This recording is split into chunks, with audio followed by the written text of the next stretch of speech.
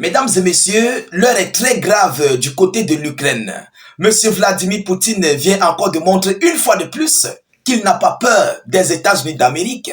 Il n'a pas peur de l'Ukraine ni de ses alliés de l'OTAN. Ah oui, après plus d'une semaine de la trêve imposée par les États-Unis d'Amérique, Kiev et tous ses alliés, Vladimir Poutine continue ses opérations au Kalamar, mais dans une paix incroyable. Chers dames, chers messieurs, dans la nuit du samedi 15 à dimanche 16, la Fédération de Russie, plus précisément les troupes russes, ont procédé à un nouveau raid aérien. Ah oui, il s'agit des pluies de drones massifs, des drones kamikazes de tout type confondus, qui ont survolé à nouveau le territoire ukrainien et certains d'entre eux ont encore atteint leur cible, je vous l'ai dit. Alors, dans le même temps, M. Vladimir Poutine a donné un ultimatum pour les soldats qui ne veulent pas se rendre du côté de Kursk. Ils ont jusqu'à demain, lundi 17 mars 2025 à 8h00. Sinon, la poudre sur eux serait de taille. Ah oui, mesdames, mesdemoiselles et messieurs, ça c'était une parenthèse par rapport à cette information. M. Poutine est décidé. Il est complètement remonté. Et il n'y a personne, en fait, qui va arrêter Vladimir Poutine sur son avancée dans cette opération spéciale militaire. Vous comprenez? Alors, qu'est-ce que l'Ukraine nous dit par rapport à cette attaque massive que la Fédération de Russie vient encore de verser sur son territoire? Mesdames, mesdemoiselles et messieurs, l'heure est grave. On nous dit que des bâtiments ont été touchés, des bâtiments ont été endommagés. Et nous savons que ça va au-delà. Parce que vous savez, les Ukrainiens ne disent pas la vérité. S'ils disent qu'un bâtiment a été touché, il faut comptabiliser au moins 5 ou 7 bâtiments qui ont été touchés, avec plusieurs d'autres dégâts que l'on ne peut pas citer, plus précisément les destructions de leur stock d'armement, les destructions de leurs dépôts, les destructions de leurs, comment dirais-je, les camps de commandement et tout ce qui s'ensuit. Alors, mesdames, mesdemoiselles et messieurs, voyons voir ce que l'Ukraine nous dit par rapport à cette attaque que la Russie vient de faire. Mettez suffisamment de j'aime, partagez la vidéoconférence au maximum. Abonnez-vous pour ne plus rater la page, pour ne plus rater nos vidéoconférences. C'est très important, mesdames, mesdemoiselles et messieurs. Voilà. Mettez vos avis en commentaire. Selon ce qu'on nous dit, la Russie a lancé, selon l'Ukraine, 90 drones contre l'Ukraine dans la nuit de samedi à dimanche. Incroyable. Dans la nuit de samedi à dimanche. Pendant ce temps, il y a la trêve que les Européens sont en train de monter et descendre. Ça ne fait ni chaud, ni froid à M. Vladimir Poutine. Il n'a pas peur.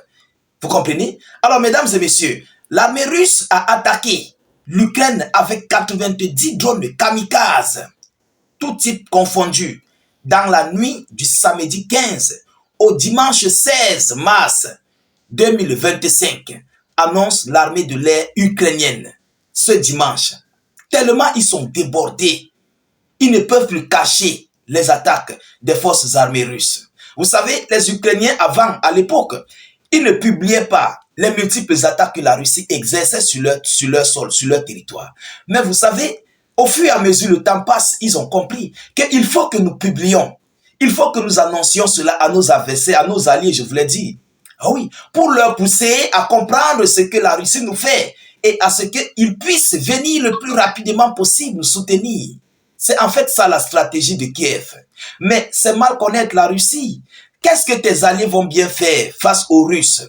Qu'est-ce que les Européens, les Otaniens peuvent faire face aux Russes? Ils ne sont pas prêts. Ils ne sont pas préparés. Parce que ceux-là même d'ailleurs qui combattent les forces russes, les troupes russes sur le front, ce sont les soldats otaniens déguisés en tenue militaire ukrainien. D'autres n'ont même pas peur, ils restent avec leur uniforme de leurs multiples pays. Ah oui, nous avons vu cela ici, mesdames et messieurs. Alors, allons-y dans les profondeurs. Ils ont été lancés des villes russes de Milorovo, Briansk, Chatalovo, Primorsko, Akchatsk et du Cap Tchaouda. Tout ça, c'est en Russie. En Crimée, temporairement occupée. Tout ça, toutes ces parties-là, c'est en Russie. C'est le point de déploiement de ces drones. Vous comprenez? Alors, Les unités de défense aérienne ukrainiennes ont abattu 47 drones et 33 se sont écrasés. 47 drones et 33 se sont écrasés. Ils se sont écrasés où? Il faut dire, ils ont atteint leur cible. C'est-à-dire, les Ukrainiens sont... M. Zelensky et ses hommes sont très malins. Oui, ils ne veulent plus afficher leur défaite. Ils codent en fait les mots. Et 33 se sont écrasés. Ils se sont écrasés où? Ils ont atteint leur cible. C'est ce que cela veut dire. Ah oui, pour ceux-là qui ne vont pas comprendre, ils vont croire que peut-être les 33 drones sont perdus, sont écrasés ailleurs. Non, ils se sont écrasés sur leur cible. Ça fait 33 cibles touchées, anéanties. Alors, qu'est-ce que l'Ukraine nous dit par rapport à ces multiples types, à ces multiples cibles qui ont été touchées? Écoutez, il ne donne pas toutes les informations. Mesdames et messieurs, parmi les drones qui ont échappé aux défenses anti-aériennes, l'un d'eux a touché un immeuble de 5 étages et un autre a endommagé 2 maisons dans la ville de Tchernihiv, a annoncé Vyacheslav Shos, chef de l'administration militaire de l'oblast de Tchernihiv. Alors, c'est lui qui a au moins eu le courage de dire que bon, voilà ce qu'il y a eu dans ma localité. Vous comprenez? Lui au moins, il a été serein, il a été honnête de dire que voici ce qui s'est passé dans ma localité de commandement. Alors, et les autres alors, personne ne se prononce, personne ne dit quoi que ce soit, et nous ne savons pas. Vous comprenez, on nous dit 33 drones se sont écrasés. Il faut 33 cibles. Ah oui, donc ce qui veut dire que la Russie a fait du lourd. Il y a les points de déploiement d'hommes, il y a peut-être les dépôts de munitions, les dépôts de drones, ou bien les usines de fabrication de drones. Tout cela a été touché. Mais l'Ukraine ne veut plus communiquer sur ces défaites très cuisantes parce qu'ils savent que ça joue un rôle majeur et ça va donner ici du zèle à l'adversaire de se justifier que voilà, nos cibles ont été touchées, nos cibles ont été anéanties, je voulais dire. Alors, mesdames, mesdemoiselles et messieurs, du côté de la Fédération de Russie, Poutine n'est pas prêt à céder. Ah oui, il n'est pas prêt à céder et il est décisif. Poutine est décisif dans sa mission concernant cette opération spéciale militaire. Rien ne peut l'empêcher et rien ne pourra l'empêcher de continuer ses opérations. Parce qu'il a déjà pesé en fait les Otaniens, il a pesé les Américains, il a pesé même l'économie américaine, il a pesé la défense américaine. Il n'y a rien dedans. C'est le champ de maïs. Ah oui, c'est le champ de maïs. Non seulement ça, il a pesé la modernisation de qualité de type d'armes. C'est quelque chose de très important. Lorsque vous voyez un État, un pays moderniser son arsenal de guerre, chaque mois, toutes les semaines, chaque année, il faut faire très attention. Et c'est ce qui a bloqué l'Europe. C'est ce qui a bloqué la France, plus précisément d'Emmanuel Macron. Parce qu'ils n'ont pas modernisé leur arsenal militaire. Ah oui, c'est ça la réalité. Et vous ne modernisez pas votre arsenal militaire. Vous voulez faire face à celui-là qui modernise.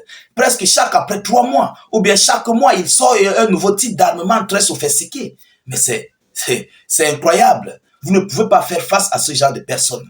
Lorsque vous allez parler peut-être des Kalash AK-47, lui va vous parler d'une Kalash peut-être AK-90. Il a modernisé. Mais vous êtes encore en arrière. C'est l'exemple que je vous ai pris, hein, entre parenthèses, entre guillemets. Vous comprenez? Alors, mesdames, mesdemoiselles et messieurs, voilà ce que la Russie vient de faire du côté du territoire ukrainien dans la nuit du samedi à dimanche. Ah oui. Bon, on n'a pas encore donné tous les détails concernant l'attaque massive.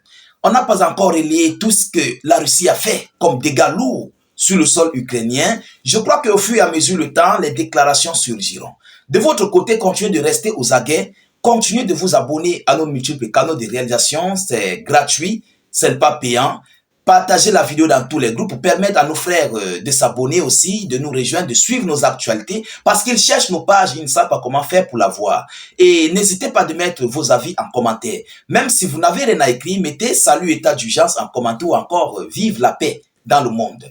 Je vous reviens tout à l'heure pour une prochaine série d'actualités. Soyez encore salués une fois de plus. Ciao, ciao.